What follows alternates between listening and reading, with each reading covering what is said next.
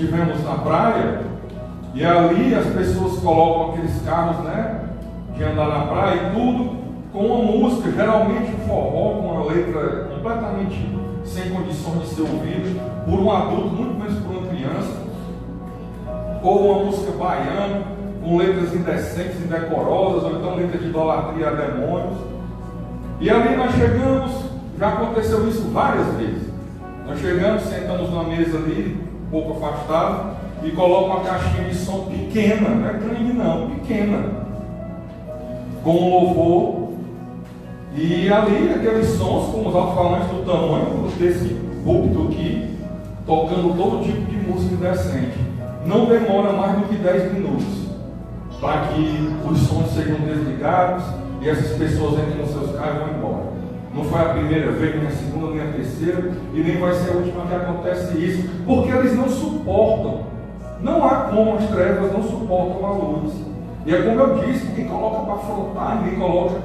Nossa música, nós gostamos de ouvir, colocando ele baixinho, em comparação com o deles, numa caixinha pequena, ainda uma caixinha pequena em cima da mesa, tocando aquele louvor, e num nível que nós possamos conversar ainda mais. Mas é impressionante como se levantam, pedem a conta, pagam, entram no carro e vão embora. É de impressionar. Mas essa passagem aqui é uma passagem que esse pessoal usa muito contra o crente.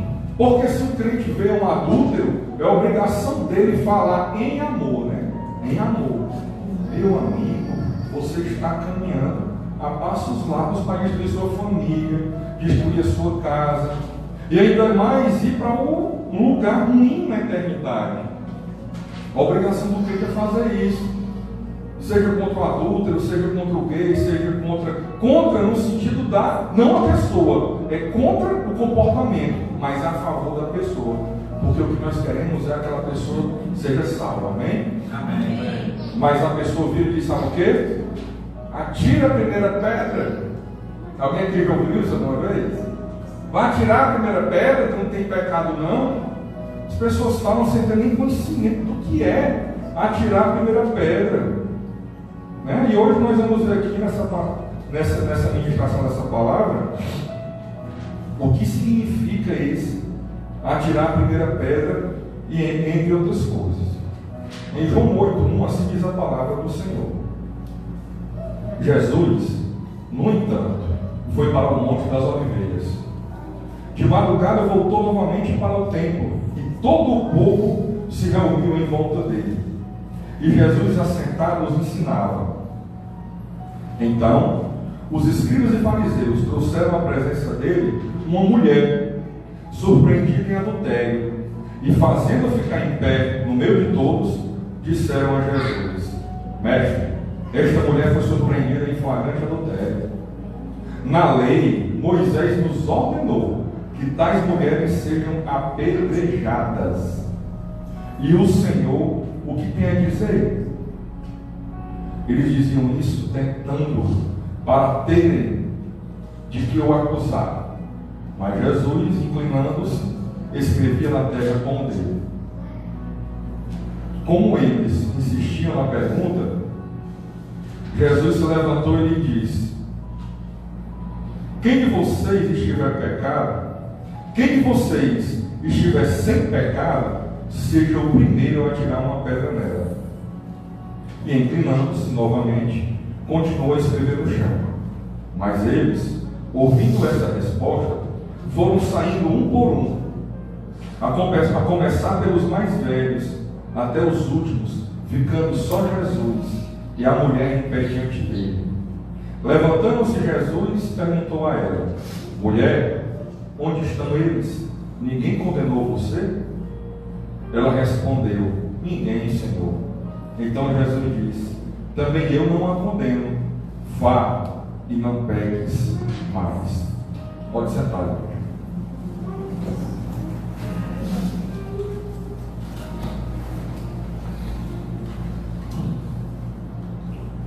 Aqui é o momento em que Jesus estava no Monte das Oliveiras, né? Um local que ele gostava bastante de frequentar.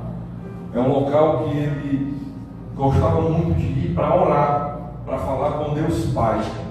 E ali ele estava, naquele local. E a palavra diz, né, em João 8:1, Jesus, no entanto, foi para o Monte das Oliveiras.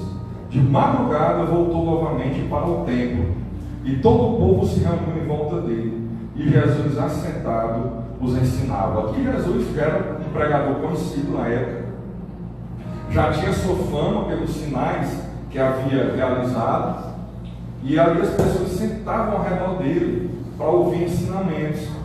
E tinha ali os fariseus, né, e os escribas, dois grupos de líderes judaicos. O interessante aqui é que nós saibamos que fariseu, a palavra fariseu significa separado. É a mesma coisa que a palavra santo significa.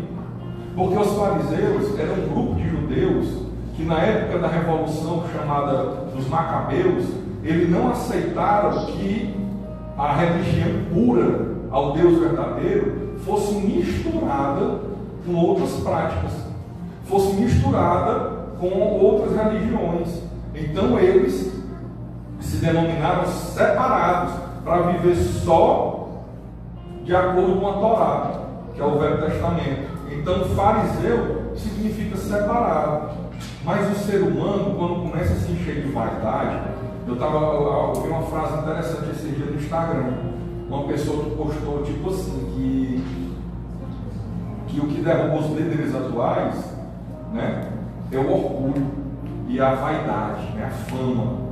E aqui esses fariseus, eles começaram a se achar mais puros que os outros judeus, mais santos, mais poderosos, e começaram a fazer leis que não existiam dentro da tradição judaica. Eles começaram a inventar leis, por exemplo, guardar o sábado. Eles inventaram dezenas de regras do que se podia fazer ou não podia fazer no sábado. Tinha até uma lista do que você podia botar dentro do bolso para carregar no sábado e o que não podia, para você ver a que ponto eles chegaram, né? Como aquela história quando eles quiseram acusar Jesus Cristo de curar o cego de nascença, porque Jesus cuspiu na terra, fez lama e colocou nos olhos do cego. Aquilo ali feria uma das leis que eles criaram, que era fazer barro. Jesus fez barro no sábado, aí pronto. Era motivo para mandar matar, que tinha ferido o mandamento. Então os fariseus, eles se desvirtuaram, né, pelo poder, né, porque eles passaram a ser vistos como homens mais santos que os outros, mais poderosos. Uma leve semelhança com alguns líderes de grandes igrejas que nós temos por hoje em dia, né? Os iluminados, né? Mas então, quando Jesus estava lá sentado, e os escribas eram aqueles que faziam as cópias da Bíblia à mão, né? Que a Bíblia era copiada à mão, os pergaminhos, eram os escribas que faziam isso. E quando Jesus estava ali, conversando, ensinando com as pessoas que queriam lhe ouvir, aí a palavra diz aqui, em João 8, a partir do 3. Então, os escribas e fariseus trouxeram à presença dele uma mulher surpreendida em adultério, e fazendo-a ficar em pé no meio de todos, disseram a Jesus, né? Aquela foi, algumas traduções dizem, pega no ato. Ou seja, essa mulher, ela era casada, e ela foi pega praticando sexo com outro homem que não o marido dela, no ato. Ou seja, no ato da condução carnal ali, eles foram pegos. E ali foram levados pelos fariseus, e eles tiveram essa brilhante ideia de levar até Jesus para ver o que ele ia dizer. Disseram a Jesus, mestre, esta mulher foi surpreendida em flagrante adultério. Na lei, Moisés nos ordenou que tais mulheres sejam apedrejadas. E o Senhor, o que tem a dizer? Aqui, nós temos que fazer referência a Levítico 20, 10 e Deuteronômio 22, 22, que é a lei onde Moisés trata desses temas. Lá em Levítico 20, 10, capítulo 20, versículo 10, assim diz a palavra: se um homem adulterar com uma mulher do seu próximo, será morto o adúltero e a adúltera. Veja que quem é morto primeiro é o homem que manteve relações com a mulher casada, e depois a mulher é morta logo em seguida. Quero que vocês prestem atenção aqui para a gente já entendendo o que é o atirar a primeira pedra. Está falando aqui em ser o quê? Morto. A pessoa vai ser o quê? Morta. Certo? Deuteronômio 22, capítulo 22, versículo 22 diz o seguinte: se um homem for encontrado deitado com uma mulher que tem marido, ambos devem ser mortos. O homem que se deitou com a mulher e a mulher. Assim, vocês eliminarão o mal de Israel. Veja que mais uma vez determina que ambos sejam o quê? Mortos. Primeiro a mulher e depois o homem. Se uma moça virgem tiver casamento contratado e outro homem a encontrar na cidade e tiver relações com ela, vocês devem trazer ambos ao portão daquela cidade e apedrejá-los até que morram. A moça, porque não gritou por socorro, estando na cidade, e o homem, porque humilhou a mulher do seu próximo. Assim vocês eliminarão o mal do meio de vocês. Veja que interessante aqui. Aqui já é uma mulher que não é casada ainda, mas ela está noiva de outro homem.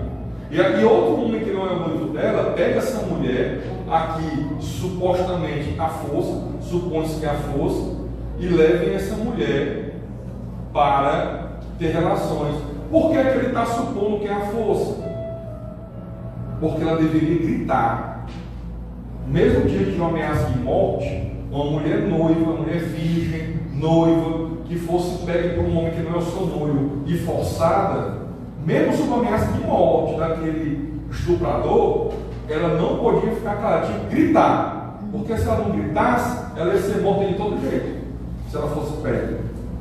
Então, ela, porque não gritou para ser socorrida, para demonstrar o seu repúdio àquele ato, e ele, porque envergonhou a mulher do seu próximo. Então, aqui, quando a palavra fala em atirar pedra, é para o quê? Para apedrejar. É para apedrejar. E o que é apedrejar? Apedrejar, temos estudos antigos que mostram que eles chamavam também de lapidar, lapidação, porque eles jogavam pedra até arrancar as carnes dos ossos. A pessoa era apedrejada até aquelas pedras arrancarem a carne do osso da pessoa, em alguns casos, até ficar o esqueleto só retorcido, com carne moída e nervo. Então alguns chamam de lapidação por causa disso. Certo? Então aqui era no sentido de morte, de apedrejar. Então a condenação, né, nós aqui que temos vários operadores do direito aqui, condenação é o quê? É o ato de determinar a execução de uma pena. Você está condenado a tal pena. E ali é decretada uma pena. É a condenação. Amém? Amém. Então vamos continuar em João 8,6. Eles diziam isso tentando para terem de que o acusar. Mas Jesus, inclinando-se, escrevia na terra com o dedo. Os fariseus e os escribas foram levar aquela propositura até Jesus de uma forma de tentar Jesus Cristo. Pensando que talvez ele dissesse assim: se está na lei, então nós vamos ter que matar. E aí ele estaria indo contra outros ensinamentos que ele já tinha falado, que ele já vinha falando para a multidão, sobre inclusive perdão de pecados. Porque quando Jesus perdoou pecados, ele disse: seus pecados estão perdoados. Ali os judeus ficaram poucos, porque só quem pode perdoar pecado é quem? Deus. Então Jesus podia perdoar o pecado? Podia, ele era Deus. Mas ele dizer que era Deus para os fariseus era sim motivo de rasgar as vestes e jogar a terra na cabeça, como eles faziam em momentos de grande tribulação, ou de sofrimento, ou de ouvir uma heresia, uma coisa, né? Então eles queriam de alguma forma pegar Jesus. E se Jesus dissesse: não mate, não, ela não pode ser morta, eu vou perdoar os pecados dela, como ele já tinha feito de outras vezes, e eles tinham ficado irados, talvez, muito provavelmente eles queriam isso. chegar até Jesus e ele dizer: não, eu perdoo, seus pecados estão perdoados. Só que agora ele está fazendo isso com a mulher que foi pega em flagrante adultério. E aí eles iriam usar a retórica para quê? Para dizer: olha, está vendo aí, é uma adúltera. E ele dizendo que está perdoando o adultério e violando a lei de Moisés, que manda apedrejar até a morte. A pegadinha que eles queriam fazer para Jesus Cristo, a armadilha. Só que ele não era um homem comum. Só que ele não era apenas mais um profeta, como o judeu pensa até hoje. Ele era Deus. Emmanuel, Deus conosco em forma humana. Glória a Deus. E aí Jesus só fez se inclinar e escreveu em terra com o dedo, né? Escreveu. O que Jesus escreveu? Meu irmão, só na eternidade tem que saber. Qualquer pessoa que queira especular isso aí, é especulação. E aí João 8,7 continua. Como eles insistiam na pergunta, Jesus se levantou e lhe disse: quem de vocês estiver sem pecado, seja o primeiro a atirar uma pedra nela. Como é que funcionava isso aqui? A lei de Moisés dizia, como nós já vimos, que a mulher flagrada em adultério tinha que ser morta por apedrejamento. Ela e o adúltero, o homem que estava com ela, que não era o marido dela. E como é que isso funcionava? A lei também dizia que para isso ter eficácia, ter validade de aplicação dessa lei, eu tinha que ter no mínimo 2 testemunhas. O que são as testemunhas? É a pessoa que viu o crime sendo praticado. É a pessoa que viu ali o pecado sendo praticado. O crime que afrontou aquela lei de Moisés sendo praticado. Eu tinha que ter pelo menos 2. E alguns estudos dizem que as primeiras pessoas a atirar pedras para começar o apedrejamento teriam que ser as testemunhas. Teriam que ser as testemunhas. As primeiras pessoas a atirarem as pedras. Então, ali com certeza chegou ali aqueles escribas e fariseus com as 2 testemunhas, dizendo: Senhor, ela foi pega em adultério, flagrante. A lei de Moisés, porque toda vida que os fariseus iam contra Jesus Cristo, por exemplo, uma vez Jesus estava lá no templo e as crianças chegaram, crianças de 8, 6 anos, chegaram dizendo: louvado seja Deus, Israel, o Senhor, o Filho de Deus, louvado, exaltando Jesus Cristo, né, por dizer desse tipo. E ali os fariseus ficaram indignados, porque só quem pode receber a adoração é Deus, e eles não reconheciam Jesus Deus.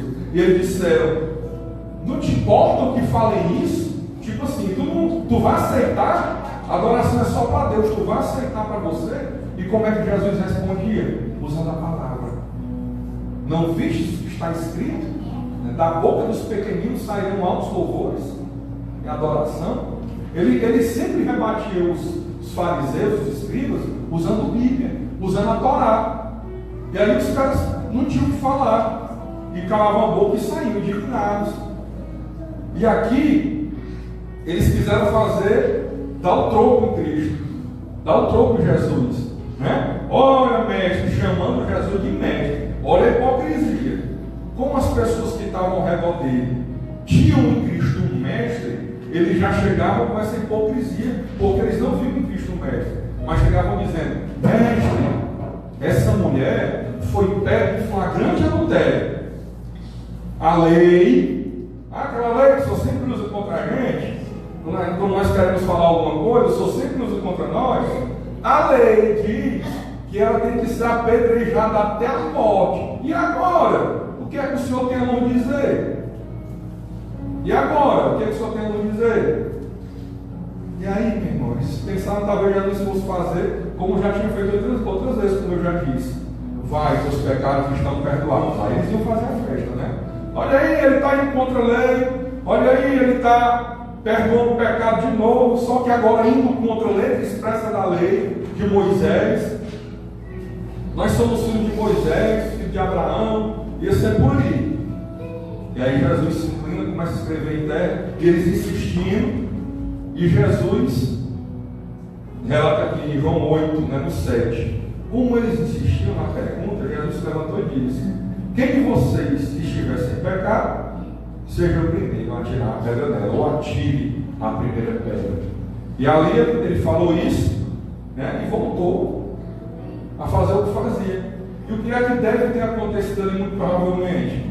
Quem tinha que jogar a pedra primeiro eram as testemunhas. Aí talvez alguém olhou para... Talvez não, né? Todos olharam para as testemunhas para ver a primeira pedra voar. Porque aí depois vinha uma chuva de pedras. Só que aqui, lembra que a cidade é igual ao interior. As cidades dessa época é igual a cidade do interior desses bem pequenos. Todo mundo conhece todo mundo. Todo mundo sabe quem deve um para o outro. Quem é que já olhou para a mulher do outro. Qual é a mulher que faz fofoca. Qual é aquele que coloca peso desonesto na hora de vender mercadoria. Todo mundo se conhece. Todo mundo sabe qual é o pecado do outro numa pequena comunidade. E ali talvez alguém que tinha emprestado dinheiro para alguma testemunha daquela não pagou. Ou alguma mulher que já foi paquerada por alguma testemunha daquela. Ou algum homem que já sabia de alguma coisa da vida daquela testemunha e ficava olhando para a cara deles, né? E aí, não tem pecado, atira a primeira pedra. Qual é a reação? Se uma pessoa está olhando para você, sabe do seu pecado, sabe de algo da sua vida que só você sabe, qual é a tua reação? Vergonha. Qual é a tua reação? É baixar a cabeça e sair de pé. Foi o que aquelas testemunhas fizeram. Jogaram a pedra. E aí cada um começa a jogar a pedra no chão. Não é jogaram, é soltaram, né? Soltaram a pedra ao chão. E aí cada um foi soltando ali a pedra. Foi soltando a pedra. E aí não vai ter a pedra já dentro do olho. Soltando a pedra e foram embora. Meu irmão, isso aqui é um ensinamento muito sério. Sabe? Porque o que é que o mundo faz? O mundo pega a palavra de Deus e distorce. O mundo pega a palavra de Deus e distorce para ganhar dinheiro com fé dos outros, mercadores da fé. O mundo pega a palavra de Deus e distorce para que a própria palavra de Deus não possa ser usada para exaltar pessoas que vivem no pecado.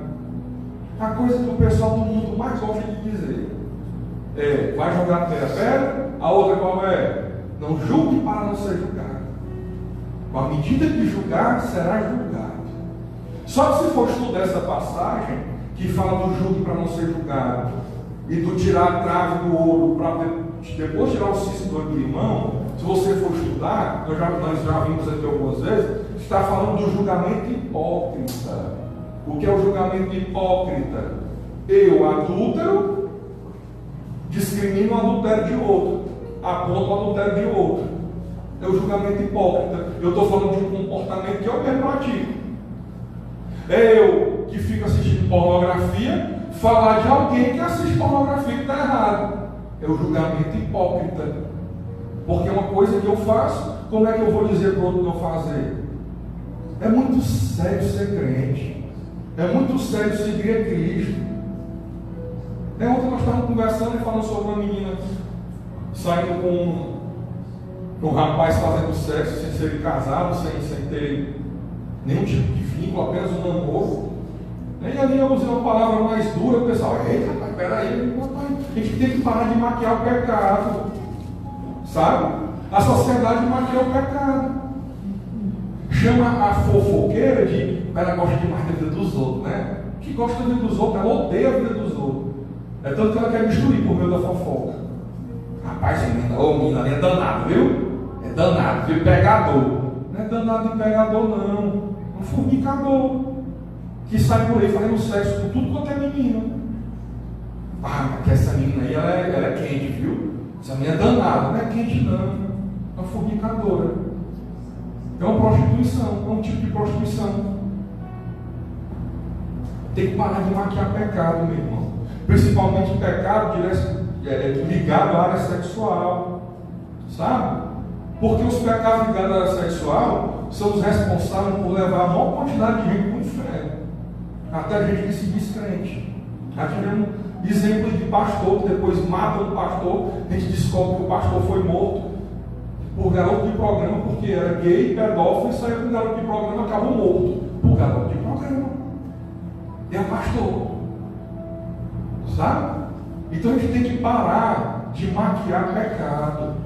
A gente tem que parar de dizer, não, fulano é tão altivo nele, ele é muito legítimo, ele fala tudo o que pensa. Não, meu irmão. Ele quer destruir a vida das outras pessoas.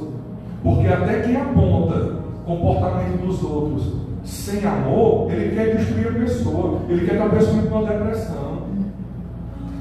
Sabe? Ele é usado pelo inimigo. O cara é muito esperto. Esse cara é esperto. Não é esperto não, o cara é estelionatário. Vive de enganar os outros. É ladrão. Aí chama de esperto. Nós temos que parar de maquiar pecado. Amém? Amém. Lá em Mateus 5, no 27, diz o seguinte: vocês ouviram o que foi dito, aqui é o próprio Jesus Cristo falando. Vocês ouviram o que foi dito, não cometa adultério. Eu, porém, lhes digo: todo o que olhar para uma mulher com intenção pura, já cometeu adultério com ela no seu coração. Ei, meu irmão, quem é que escapa? Quem é? Nenhum. Aí não escapa ninguém nesse critério. Mas é um critério divino. E para que Jesus falou isso aqui? É porque tem gente, que é outra frase que o mundo gosta muito de usar: eu não roubei, eu não matei, eu não adulterei. Aí Jesus está dizendo, sabe o quê? Meu irmão, tu pode até se vangloriar aí de 2 ou 3 dos 10 mandamentos que tu não tenha feito, porque não é a tua área de tentação na tua vida. Aí ele puxou para o exemplo do adultério. A palavra diz não adulterará, né? Pois eu digo, se tu olhar com um mau desejo, tu já adulterou. E aí tu já é culpado. O que Jesus está dizendo? Ei, meu irmão, sem mim tu não consegue. Se não for eu para lavar o teu pecado, tu está condenado do mesmo jeito. Nenhum dos 10 mandamentos tu consegue, porque nem que seja em pensamento, tu já praticou atos contrários aos 10 mandamentos. Se eu pudesse matar esse indivíduo, já matou, já cometeu homicídio. É isso que Jesus diz. E ele continua em Mateus 5, 29. Se o seu olho direito leva você a tropeçar, arranque e jogue fora, pois é preferível você perder uma parte do seu corpo do que ter o corpo inteiro lançado no inferno. É claro que Jesus não está dizendo literalmente para você arrancar o seu olho, porque seria mutilação.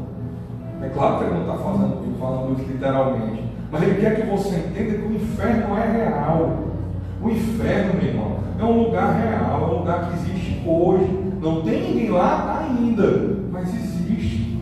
A Bíblia descreve, é um lago de fogo enorme. Um lago de fogo enorme, que não se apaga. Um lago de fogo enorme que não se apaga. E as pessoas ficam ali na eternidade, ficarão na eternidade, sentindo a sua pele, porque vai ter pele, vai ter carne, vai ter cabelo, vai ter nervo. Sentindo queimar.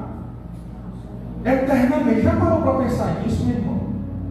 Já parou?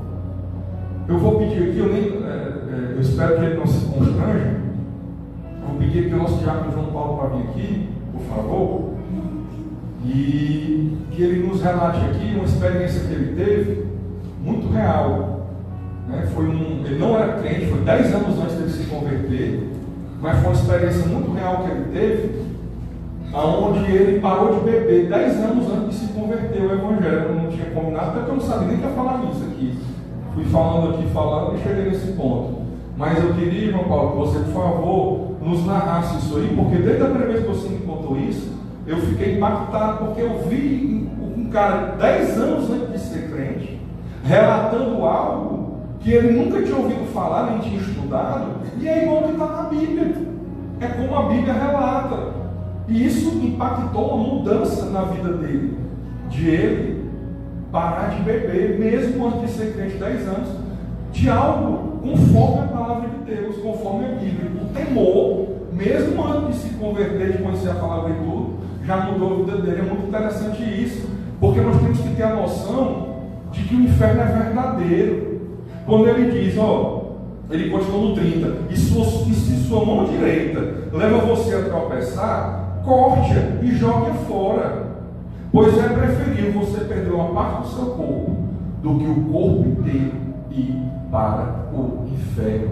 Porque vai, meu irmão, se não houver arrependimento de pecado, se não houver conversão a Cristo, vai, e existe. E nós deveríamos ter, todo ser humano deveria ter esse inferno por realidade, para ter uma mudança na vida, como é que foi ocasionado na vida do João Paulo. Porque é algo que vai acontecer de verdade se você não tiver essa mudança. Amém? Só da igreja do Papai do Senhor, amém? Amém. Como o pastor Carlos Rebouças falou, fazia mais ou menos 2 anos que meu pai tinha falecido. E na época eu bebia muito, eu não bebia todo dia, mas eu gostava muito de farrear, saía no final de semana, passava 2, 3 dias fora, na época eu era solteiro ainda, estava muita preocupação com a minha mãe. E só que eu comecei a beber, começou a me fazer muito mal ainda, comecei a ficar às vezes agressivo quando estava bebendo, outro dia vinham contar, e preocupava muito a minha mãe, os familiares. E em determinada ocasião, eu estava em casa sozinho, minha mãe estava em Quixadá, eu sou de lá, e eu estava dormindo, e eu via meu pai chegando, como se fosse um espírito ele vindo, aí ele pegava na minha mão, pai, o senhor é tudo aqui. Aí eu via tirando de dentro do meu corpo, e eu olhava e vi meu corpo deitado na cama, eu vi o meu quarto completo, foi muito real. Aí, vamos ali. Eu digo, ontem, vamos ali. Ele deu a mão e nós saímos. Só que flutuando, saía do apartamento, ia bem alto, ia um caminho bem longe, só que todo flutuando. Aí quando eu ia chegando assim, eu começava a ver uma razão de fogo. Aí ele disse assim, determinado momento ele disse assim, olha para baixo. Aí quando eu olhei, aí vi assim, milhares de cruzes, todo mundo pregado, fogo ardendo de baixo para cima, mas ninguém morria. Era só o fogo ardendo ali e ninguém morria. Ninguém queimava a ponto de morrer, queimar total. Aí você está vendo aí, eu me assustei. Pois aí para ir é para onde você vai. Se você continuar e agir dessa forma. Aí eu me assustei, né? Aí ele chegou, vamos, aí veio, chegando de novo lá da minha cama, ele me deu um abraço, aí me deitou. Aí foi embora, eu acordei na hora todo assustado, todo arrepiado. Isso aí já vai fazer 11 anos agora em janeiro que eu parei de beber. Né? Todo mundo estava convertido em nenhuma igreja, não ia para nenhuma igreja, estava afastado total, mas a partir desse sonho foi que eu tomei, para mim foi um aviso, né? Então, não creio que seja meu pai, depois de ler na Bíblia, fui entender que realmente não era ele. Talvez Deus usou algum anjo, usou a figura dele para poder tocar no meu coração, né? Mas hoje eu leio na Bíblia, a princípio achava que era ele, eu sei que não era. Mas aquele sonho ali, sei lá, não sei nem se é um sonho, eu entendi como um aviso e realmente resolvi parar de beber e agora em janeiro vai fazer 11 anos. Amém.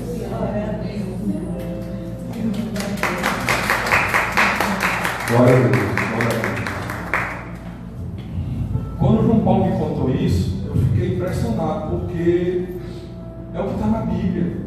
Um lago de fogo que não apaga nem de dia nem de noite, aonde o seu corpo não morre, onde o seu corpo queima eternamente e o seu verme não morre. Não fala assim, como se tivesse vermes comendo o seu corpo também, mas o verme não morre também.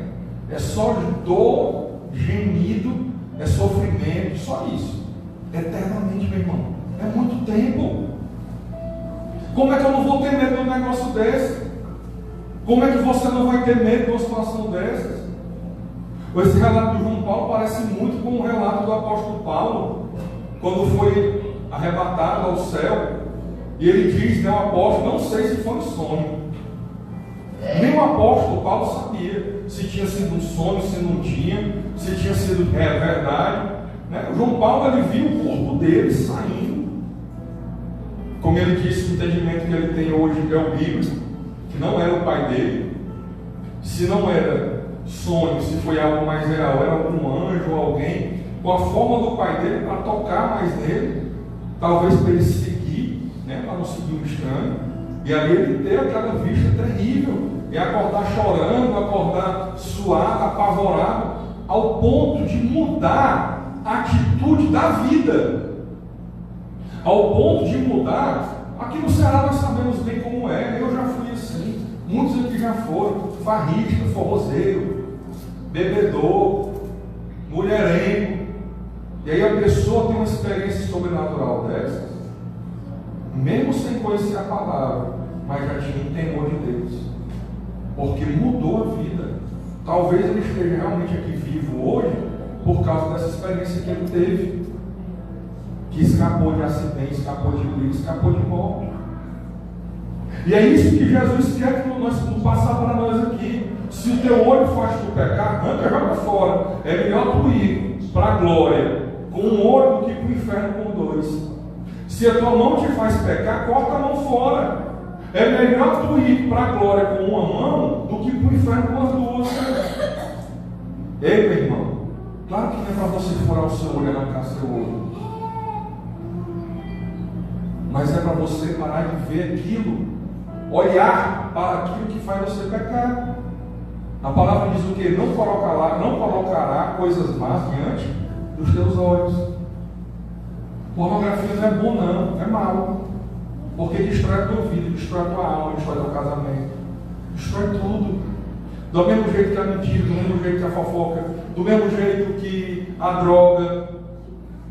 Aquela sensação boa, não é boa não, meu irmão. Aquilo vai te destruir. Mas a maconha deixa o cara em paz. Pô, tira a maconha do maconheiro, para tu ver como ele fica em paz. Vira um bicho. E é isso que Cristo está dizendo aqui. Sabe? Então, a palavra nunca é incongruente. A palavra nunca vai se contradizer. Quando a palavra diz que Jesus falou, quem não tiver pecado, atire a primeira pedra, ele está falando de matar, de condenar. É tanto que aqui ele continua em João 8,8, e inclinando-se novamente, continuou a escrever no chão. Mas eles, ouvindo essa resposta, foram saindo um por um, a começar pelos mais velhos até os últimos, ficando só Jesus e a mulher em pé diante dela. Todos os acusadores foram embora, nenhum atirou a pedra. Levantando-se, Jesus perguntou a ela: mulher, onde estão eles? Em algumas Bíblias diz: mulher, onde estão os teus acusadores? Ninguém te condenou? Ninguém condenou você? Ela respondeu: ninguém, Senhor. Então Jesus disse: também eu não a condeno. Vá e não peques mais. Ei, meu irmão, essa palavra aqui está falando de condenação. É uma condenação aqui, a pena capital, a pior pena que existe, a morte. Jesus perguntou para aquela mulher: aonde estão teus acusadores? Onde estão eles? Aqueles que te acusavam agora de adultério, e com razão, acusavam com razão. Ninguém te condenou? Ninguém condenou você? E ela respondeu: ninguém, Senhor. O que é o condenar? É diferente do acusador. O condenar é dizer: está condenado à morte e executar. Se fosse hoje em dia, talvez não fosse apedrejamento, fosse tipo de metralhadora. Executar, dar um tiro na cabeça, matar. Mulher, onde estão teus acusadores? Ninguém te condenou? Não, Senhor, nenhum me condenou. Eles acusaram, mas não condenaram à morte. Por quê? Porque Jesus veio para dar vida, meu irmão, e vida em abundância. Só quem pode tirar a vida da pessoa é Deus. Quem se condena é você mesmo, com as suas palavras, com os seus escritos hoje em dia, né, com a internet, os seus gestos. O que é que tu escreve na internet?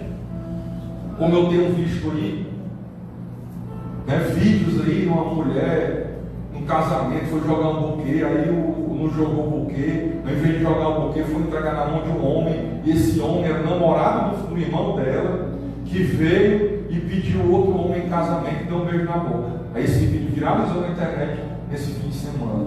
Ei, meu irmão, Eu acho que vai ter uma tela zona touchscreen bem grande no céu do julgamento.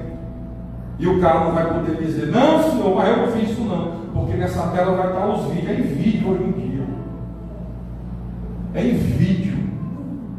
É os inscritos, as pessoas embaixo apoiando. Que lindo, que vídeo perfeito, que coisa linda. Aí eu coloquei, não é lindo não. Isso aí é caminhar passos largos para desagradar a Deus. E quem falar contra isso aí não é homofóbico não. É que tem amor no coração e quer ver esses dois homens salvos e não no fogo do inferno. A palavra do Senhor, lá em Efésios 5:4, diz o seguinte: não usem linguagem grosseira, não digam coisas tolas nem indecentes, pois isso não convém. Pelo contrário, digam palavras de ação, de graças. Ei, meu irmão, Deus se preocupa até com o que a gente fala, mesmo que seja em tom de brincadeira. Não seja grosseiro, o que é grosseria? O cara na frente de uma mulher, na frente de outra pessoa, falando pornografia, falando palavrão. Sabe, de vez em quando, nós conseguimos passar um tempo sem falar palavrão. Aí de repente nós nos vemos falando palavrão de novo. Porque a contaminação desse mundo é em todo canto. É na TV, é no rádio. Hoje é normal falar palavrão na TV, que não era antes. E nós temos que lutar contra isso. Porque a palavra de Deus diz que sem santidade ninguém é o Senhor. Ser santo não é ser perfeito não. Ser santo é lutar diariamente para se separar do pecado para Cristo. Se apartar do pecado, separado para Cristo. Amém? Amém. E ele continua em Efésios 5:5. Fiquem sabendo disto: nenhuma pessoa imoral, impura ou avarenta, porque a avareza é idolatria, que é avarenta, que ama o dinheiro. Ele diz que é idolatria porque tem um dinheiro por ídolo, a pessoa que é avarenta. Nenhuma pessoa imoral, impura ou avarenta tem herança no reino de Cristo e de Deus. Nenhuma. Se é imoral, o que é impureza? Né? Impudicice, né? É tudo a ver com a pornografia, com o adultério, com as práticas mundanas. E a idolatria, seja idolatria por imagem, por santo, por pessoas, por coisas, pelo dinheiro. Nenhuma dessas pessoas tem herança no reino de Jesus Cristo. E o que é que significa não ter herança no reino? É ir para esse lugar que o João Paulo viu no sonho dele. Um lugar de sofrimento eterno, dentro de um mar de fogo. E lá no sonho dele, pregado em cruz, né? Sonho ou sem ser sonho, realidade, né? Nem ele sabe, nem nós sabemos. E ele continua em Efésios 5:6. Não se deixem enganar com palavras vazias, porque a ira de Deus vem sobre os filhos da desobediência por causa dessas coisas. Meu irmão, é tanto discurso bonito, palavra vazia. Não se deixe enganar com palavra vazia. Não se deixe, meu irmão. Eu já vi de tudo. Psicóloga dizendo que a pessoa tem que praticar mais sexo para poder se libertar. Psicólogo dizendo que a pessoa tem que ter um tipo de vida totalmente diferente do que a Bíblia manda, porque tem que se conhecer, tem que conhecer o próprio corpo. Sabe? Coach dizendo que tudo você pode, você é o super poderoso, você pode tudo, esse tranco no hotel, passa o final de semana todinho gritando dentro do hotel: eu posso, eu consigo. Consegue o que, rapaz? Eu sem Cristo nada posso. Eu sem Cristo nada consigo. Porque tudo que eu consegui sem Cristo vem para minha desgraça, não vem para o meu bem não. Ah, mas foi muito dinheiro que aquele cara pegou. Dá um tempinho para tu ver se esse dinheiro vai trazer felicidade para ele, ou para tu ver o que esse dinheiro vai dar para ele. Dá só um tempinho. Puxa, aquele cara, as mulheres mais lindas. Dá um tempinho para tu ver o que essas mulheres mais lindas vai levar para a vida dele.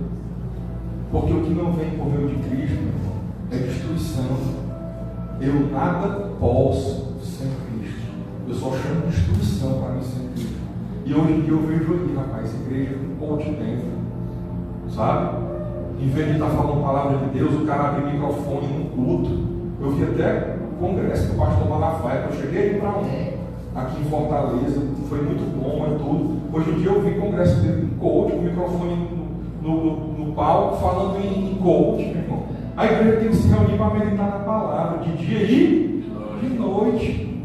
Não tem intervalo, não, é de dia e de noite. É de dia e de noite.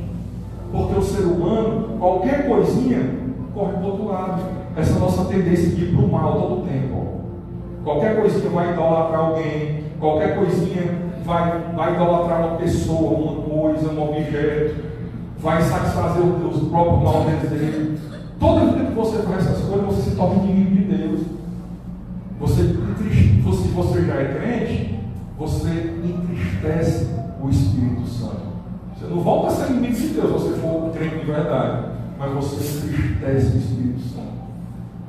E as pessoas do mundo continuam com a inimizade de Deus. Já pensou ter Deus como inimigo? E ele continua em Efésios 5, né? Eu li o 6, né? Eu vou repetir o 6. Não se deixe enganar com palavras vazias. As igrejas hoje usam emocionalismo barato. Sabe? Até os louvores. Né? Semana mesmo eu falei do louvor, né? Eu postei uma frase lá, quem conhece louvor entendeu o que eu estava dizendo. Onde tem um louvor aí que é a coisa mais linda. Como foi? Eu cheguei aqui, né? E ouvi o louvor vindo de uma igreja católica. Eu disse, rapaz, os caras estão cantando esse louvor. Deixa eu ouvir a letra dessa música direitinho. Aí eu fui ver a letra da música. Né? Teologia para explicar, ou Big Bang para disfarçar. Ou seja, o cara já começa na primeira frase da música de uma forma maquiavélica, igualando teologia com Big Bang, como se teologia fosse algo desnecessário, porque as pessoas hoje não querem teologia, não. As pessoas hoje querem falar palavras emotivas, palavras que convencem, eloquência sem teologia. Eloquência com teologia é o que serve para nós. Como assim teologia para explicar? É a teologia sim que explica Deus. Aí fica, ninguém explica Deus, é o refrão da música, né? Ninguém explica Deus. Como assim ninguém explica Deus? Se ninguém explicar Deus, vão criar Deus aí como estão criando, de todo jeito.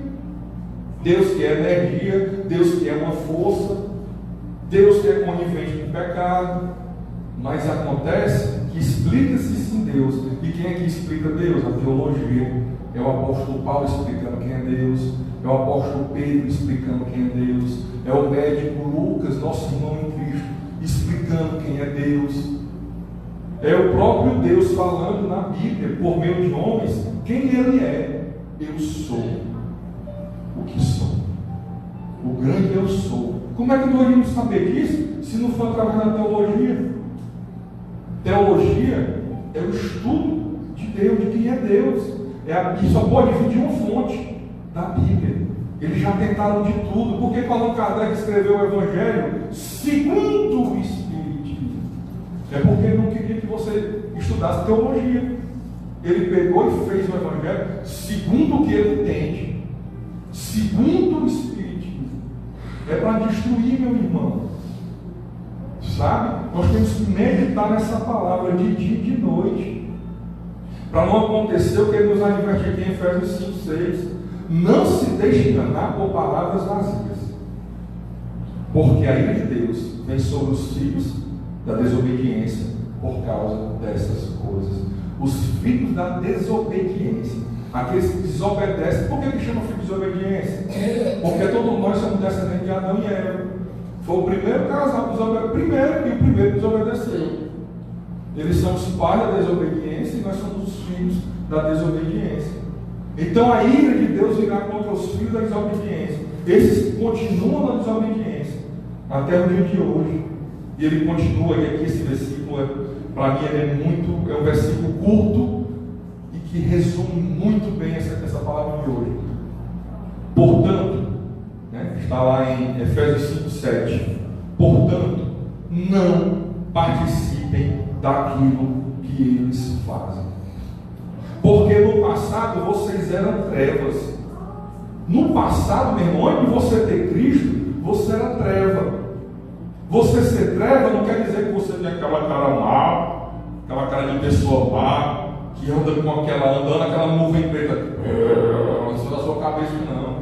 Pode ser um cara do rosto simpático, do sorrisão que quando ri assim, ó, brilha, bem vestido, cheiroso. Ou tu acha que quando a palavra narra que os apóstolos estavam fazendo a ceia do Senhor, que nós vamos celebrar hoje, a palavra diz que Satanás incorporou em Judas, em pessoa. Satanás em pessoa incorporou em Judas. E ele saiu dali para ir vender Jesus pelas 30 moedas de prata para os fariseus. Tu acha que ele foi todo malamanhado, né? Todo fedorento, todo sujo? Ele foi de terno e gravata, meu irmão. Ele foi bem vestido, bem banhado, bem cheiroso e com um sorriso alegre que nem as 30 moedas para entregar Jesus Cristo. Uma pessoa endemoniada obrigatoriamente não está se rasgando como um endemoniado gadareno, não. Ele pode estar de paletó, bem cheiroso, com uma conversa bonita e até em cima do púlpito de igreja. Porque se você for ler a terceira carta do apóstolo João, ele narra a história de um homem que foi o líder da primeira igreja grande da história da igreja. E ele não era convertido, ele não conhecia Deus. Era o líder da igreja. Lê lá a terceira de João. Era o líder da igreja e nem crente era. E ainda perseguia os irmãozinhos que ajudavam missionários. Portanto, não participe daquilo que eles fazem. Porque no passado vocês eram trevas. Nós éramos trevas porque, mesmo que nós não tivéssemos semblante caído, ou fôssemos agradáveis de companhia, mas nós andávamos em trevas. O prejudicado era nós mesmos. Nós andávamos no escuro, sem saber por onde estava andando com mulher casada, achando que é normal, andando com mulher do mundo, prostituta, achando que é normal, mentindo, pegando dinheiro lícito, achando que é normal. No escuro, a pessoa que anda no escuro, ela tem um abismo aqui do lado dela, mas ela anda tranquilamente, sem medo, porque não vê o abismo. É isso que é andar em trevas. Porque no passado vocês eram trevas, mas agora vocês são luz no Senhor, porque ninguém tem luz própria, como ninguém tem vida em si mesmo. Só Deus tem vida em si mesmo. E Ele concedeu a Jesus Cristo também ter vida em si mesmo. E só Ele tem luz própria. Agora nós, quando cremos em Cristo e passamos a viver temendo a Deus, nós passamos a refletir a luz de Jesus Cristo e não andamos mais em trevas. Podem te oferecer a mesma coisa que te ofereciam no passado e tu aceitava. Só que agora tu está enxergando, tu está na luz, aí tu diz, não, obrigado, e sai. Porque no passado vocês eram trevas, mas agora são luz no Senhor. Vivam como filhos da luz. Porque o fruto da luz consiste em toda bondade, justiça e verdade, tratando de descobrir o que é agradável ao Senhor. E essa advertência aqui é uma advertência que eu pratico todo dia, do 11. E não sejam cúmplices nas obras infrutíferas das trevas. Pelo contrário, tratem de reprová-las. Meu irmão, tu não pode ser cúmplice nas obras da treva. O cara te manda pornografia no WhatsApp e tu assiste. Ou mesmo que tu não assista, tu apaga e bloqueia o cara. Tu não pode fazer isso. Tu tem que, além de ver como é pornografia, não ver mais apagar, tu ainda tem que falar pro cara, igual, meu amigo, não faça isso não. Você vai destruir a sua mente, a sua casa, a sua família, o seu casamento, a sua vida. Não queira destruir a minha também, não. Vá meditar na palavra do Senhor, porque isso aqui vai te levar para o inferno. Não importa o que ele vai responder. Às vezes que eu fiz isso, a resposta foi desculpa. E até viu o que eu contei para você, né? Que outro dia mandou um versículo para mim. Né? Nós não podemos, lá quando Jesus disse para a mulher adulta lá, atire a primeira pedra, quem não tiver pecado, e eles não atiraram, Jesus não estava dizendo, não vamos condenar, que ele disse, cadê os que estavam aqui, não te condenaram? Não, Senhor. Aí ele disse que, pois nem eu te condeno também. Porque o condenar ali é executar já a pena, é matar. Se fosse morto ali uma pessoa que foi pega em adultério, você está tirando a oportunidade daquela pessoa se converter. Uma pessoa que mata um gay está tirando a oportunidade do gay se converter, se arrepender dos seus maus caminhos.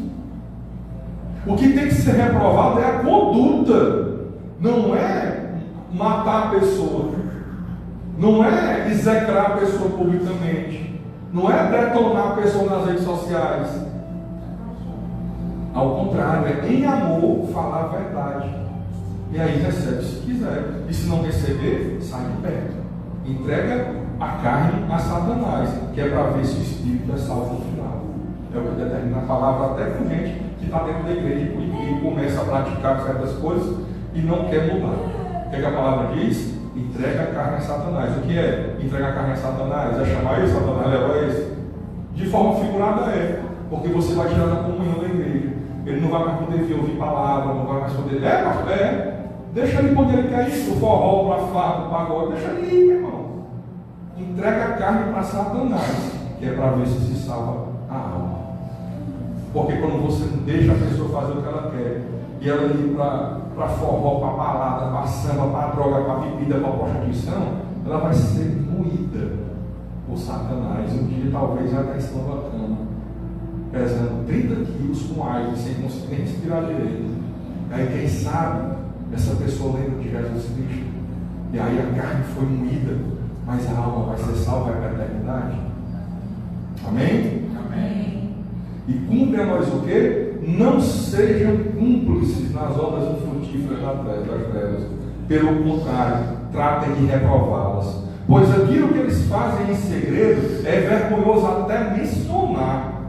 Mas todas as coisas, quando reprovadas pela luz, se tornam manifestas, porque tudo o que se manifesta é luz. Por isso é que se diz: desperta, você que está dormindo, levanta-te dentre os mortos, e Cristo o iluminará. Um dia nós estivemos dormindo, meu irmão, caminhando dessas trevas, e para a honra e glória de Deus nós fomos despertados. Para a honra e glória de Deus, um dia por alguma situação, ou por querer mesmo buscar. Sabe por quê? Quando a gente vê alguém indo para a igreja, a pessoa vai na igreja, aí vai de novo, aí você vê a pessoa indo, aí vê outra que já não vai tanto. Sabe por que é? É porque a palavra diz que o chamado de Deus é irresistível. A palavra que tem o chamado de Deus, que sente o chamado de Deus no seu coração, pensa o seguinte: eu lembrei agora de um amigo meu. Esse meu amigo é interessante, conhecido, né? É amigo que já mora fora agora, mas é interessante. Ele leu a Bíblia todinha para rebater a Bíblia. E até hoje eu não sei se ele mudou, não sei. Eu lembrei dele, não foi por isso não, foi porque eu encontrei com ele em Guatemi, o nome dele é Jean. E aí eu vi um menino dizendo: Pai Jean, que era o filho dele, né? Pai Jean. Eu disse: mas que marmota é essa de Pai Jean? Parece pai de macumba, mas negócio de Pai Jean. Eu, não, rapaz, se meu filho se perder aqui em Guatemi, e ele ficar gritando: pai, quantas pessoas vão olhar para esse menino, quantos pais vão olhar? Agora quando ele diz: Pai Jean, quem é? Me aqui, só eu estou aqui, olha para meu filho. Então o chamado de Deus é assim, irresistível. Ele chama pelo nome, sabe? Tu está naquela multidão, ei, não, ele diz: João Paulo, Janaína, é irresistível, meu irmão. Isaac, é irresistível. A palavra me assegura que o chamado de Deus é irresistível. Por mim eu não queria estar aqui não, eu queria estar no forró, como eu fui anos da minha vida para o Carvalho Pires. Por mim que eu digo, eu sem Cristo. Porque hoje que eu sou temente a Cristo para estudar a palavra, pode morrer e me chamar. Open bar. Eu vejo uma pessoa gravando vídeo e enchendo a boca. Open bar. Eu vou para o Open Bíblia, meu.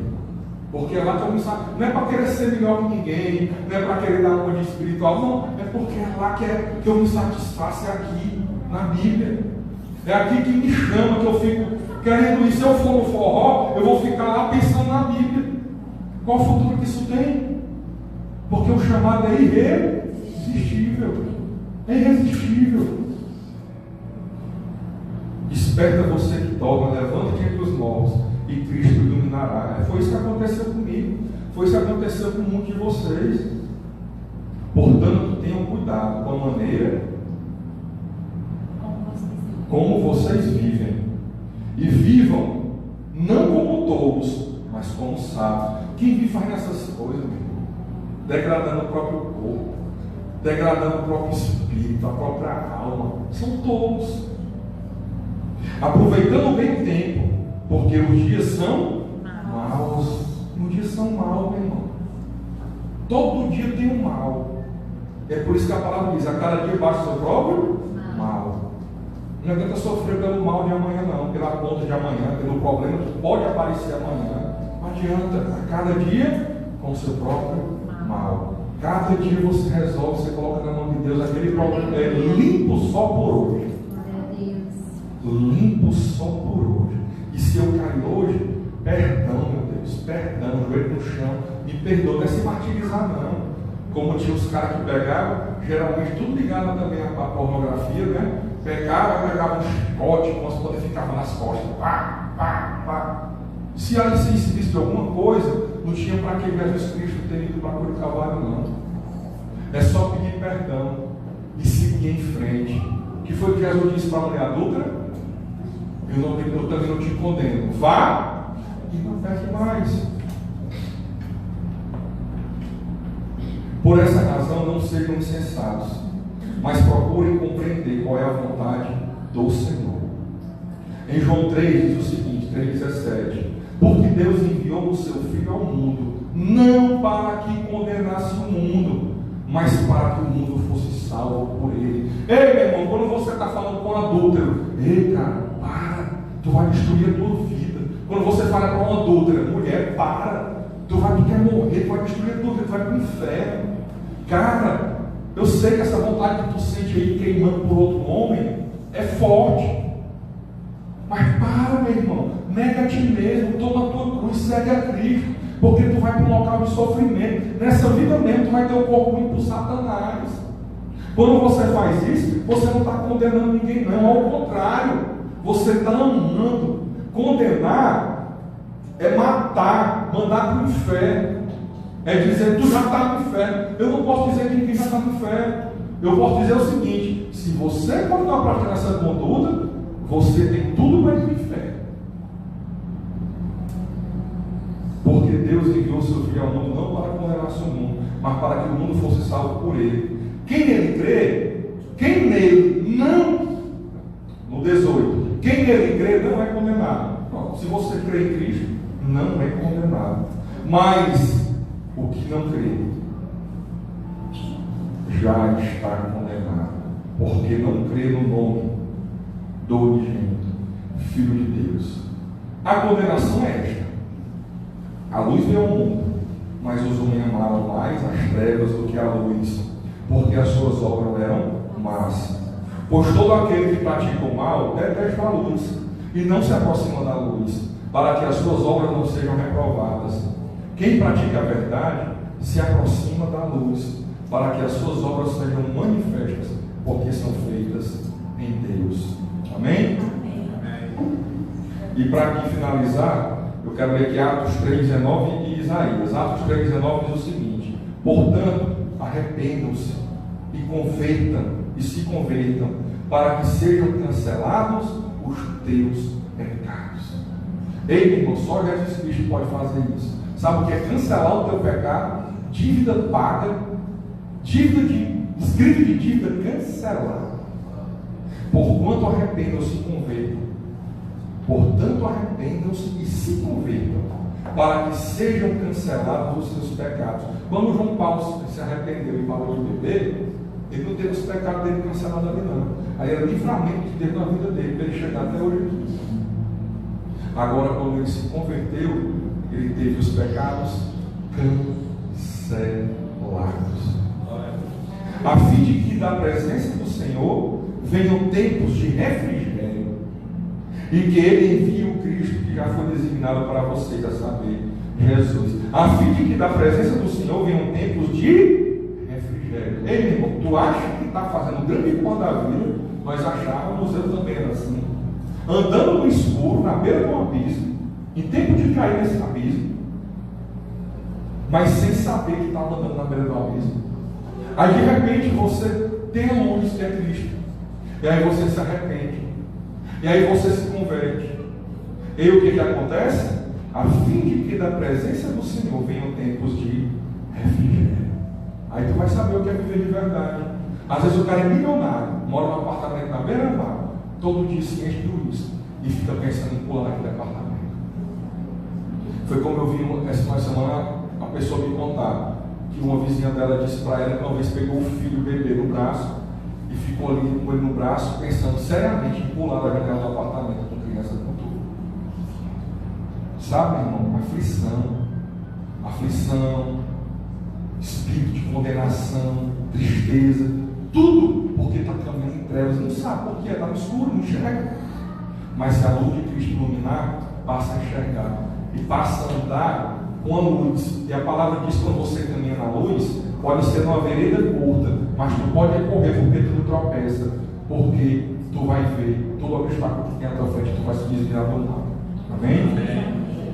Isaías 43, 18 diz: não fiquem lembrando das coisas passadas, nem pensem nas coisas antigas. Eis que faço coisa nova agora mesmo. Ela está saindo à luz. Será que você não percebe? Eis que porém um caminho no deserto e os rios nos lugares áridos. Ele está dizendo assim: meu irmão, não lembra do passado não. O que passou, passou. O que move a tua vida é o hoje e para frente. E eu estou fazendo coisa nova na tua vida, tu não está vendo não. Eu vou colocar rio onde é árido hoje. Eu vou colocar um caminho nesse deserto que está passando, vai ter um caminho tranquilo para tu caminhar. E tu sabe qual é esse caminho, né? Que a palavra diz: eu sou o caminho. Na verdade, a vida é Jesus Cristo. Romanos 8:1 diz: agora, pois, já não existe nenhuma condenação para os que estão em Cristo Jesus. Porque a lei do Espírito da vida em Cristo Jesus livrou você da lei do pecado e da morte. Irmão, a lei do pecado e da morte, para que serve a lei? Os 10 mandamentos, para que serve? É para provar que eu não posso, eu não consigo. Não roubarás, não furtarás, não matarás, não terá outros deuses diante de ti. Eu não consigo sem Jesus Cristo. A lei serve para isso, para mostrar que nenhum ser humano consegue, tem mérito próprio para ter vida eterna. Eu só consigo por meio de Jesus Cristo. Porque aquilo que a lei não podia fazer por causa da fraqueza da carne, isso Deus fez enviando o seu próprio Filho em semelhança de carne pecaminosa. E no que diz respeito ao pecado, e assim Deus condenou o pecado na carne, porque o que eu não podia fazer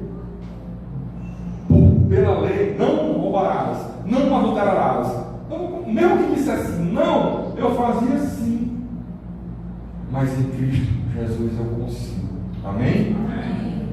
A fim de que a existência da lei se cumprisse em nós, que não vivemos segundo a carne, mas segundo o Espírito. Glória a Deus. Glória a Deus. Eu quero pedir o Diácono João Paulo que prepare a ceia. Nós vamos hoje tomar a ceia do Senhor. Amém? Nós vamos hoje tomar a ceia. Nós estamos chegando ao final do ano, igreja. Final do ano é um momento bem interessante para a igreja, né? O mundo contaminou muito a igreja, né? Nós vemos a igreja comemorando Natal, igreja comemorando Páscoa, né? Hoje aqui nós vamos fazer algo que é em substituição à Páscoa.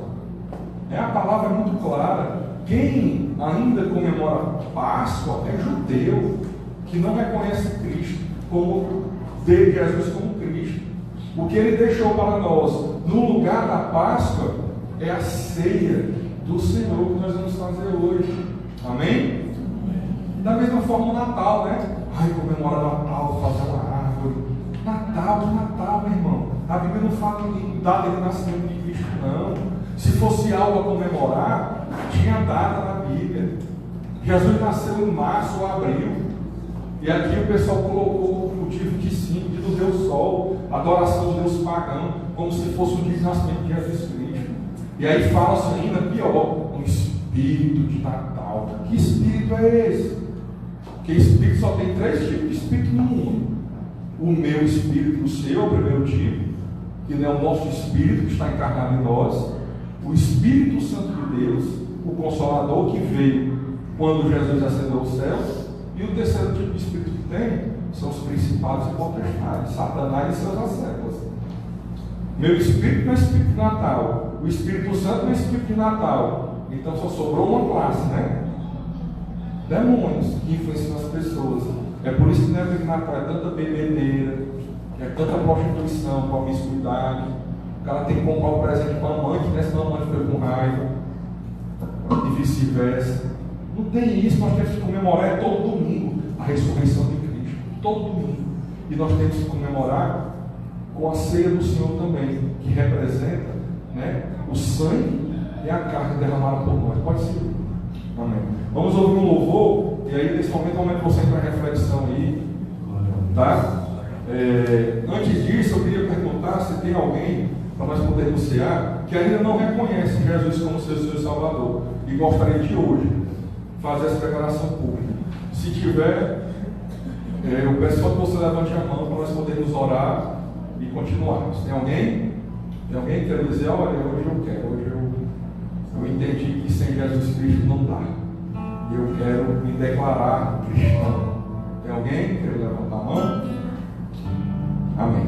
Glória a Deus. Então vamos aqui ouvir um louvor.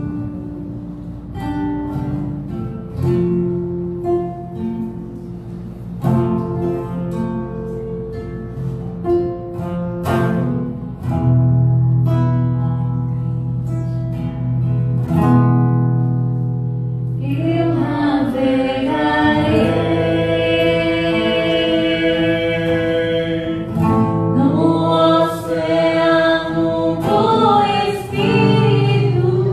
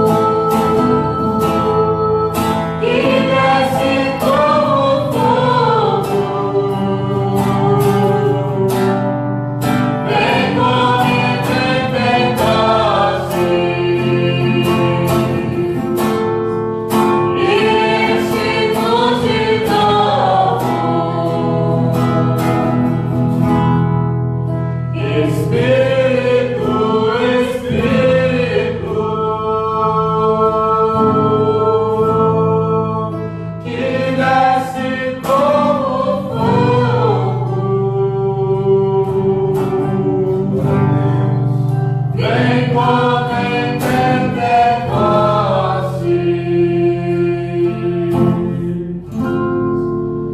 e enche-nos de novo. Glória ao nome do Senhor. Glória a Deus.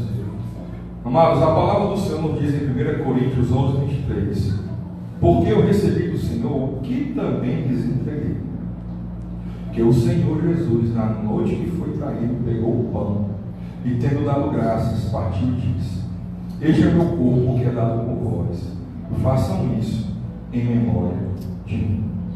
Do mesmo modo, depois da ceia, pegou também o cálice, dizendo: este cálice é a nova aliança no meu sangue. Façam isto todas as vezes que beberem em memória de mim.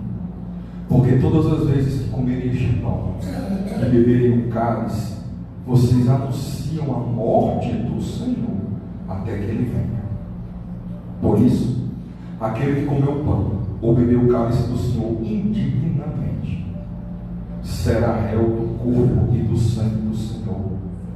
Que cada um examine a si mesmo, e assim coma do pão e beba do cálice. Pois quem come e bebe sem discernir o corpo, come e bebe juízo para si. É por isso que há entre vocês muitos fracos e doentes, e não poucos dormem. Porque se julgássemos a nós mesmos, não seríamos julgados. Mas quando julgados, somos disciplinados pelo Senhor, para não sermos condenados com o mundo. Amados, aqui a palavra está falando da importância da ceia do Senhor. O que é a ceia do Senhor?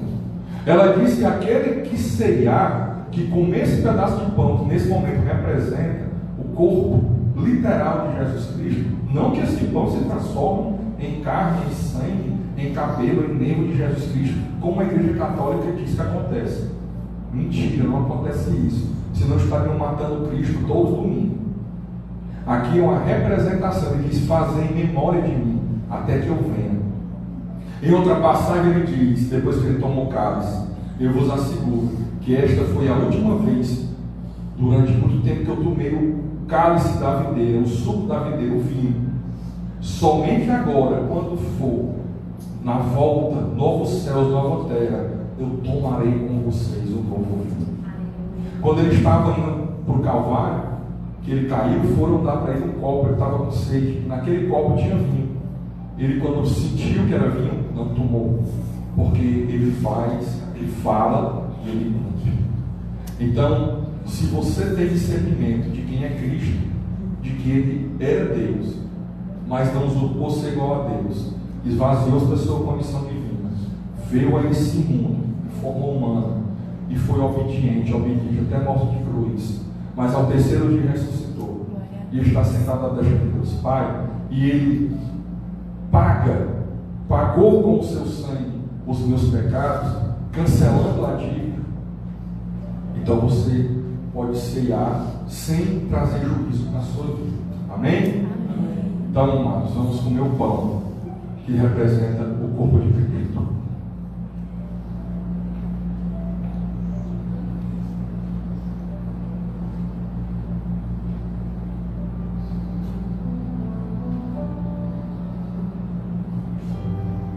Da mesma forma, nós vamos tomar o cálice, que representa o sangue do Cordeiro de Deus, que veio para tirar o pecado de muitos do mundo.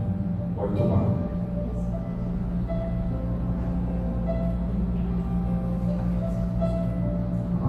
Glória a Deus. Glórias ao nome do Senhor, por ter dado o seu Filho amado, para que todo aquele que não pereça, mas tenha a vida eterna. Amém? Glória a Deus.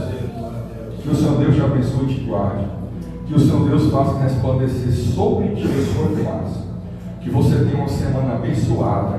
Que hoje, no primeiro dia de dezembro de 2019, seja o primeiro dia dos dias mais felizes da tua vida.